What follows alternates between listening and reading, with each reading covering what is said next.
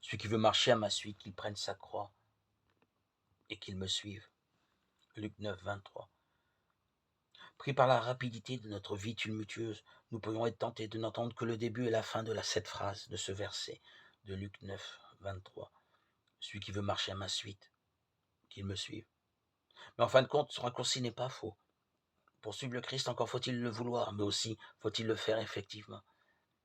C'est le premier pas, il dépend forcément de nous. Quant à renoncer à soi et à prendre sa croix, même si nous rechignons à le faire, la vie, selon l'Évangile, se chargera de nous le faire vivre.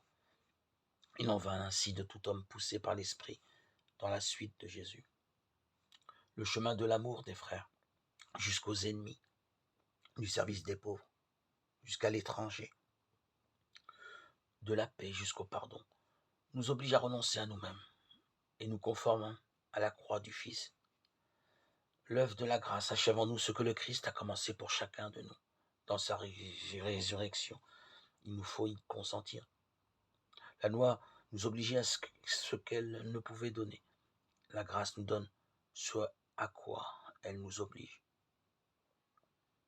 Je ne peux pas rêver mieux que commencer mon chemin et le finir avec le Christ, en Christ et pour Christ.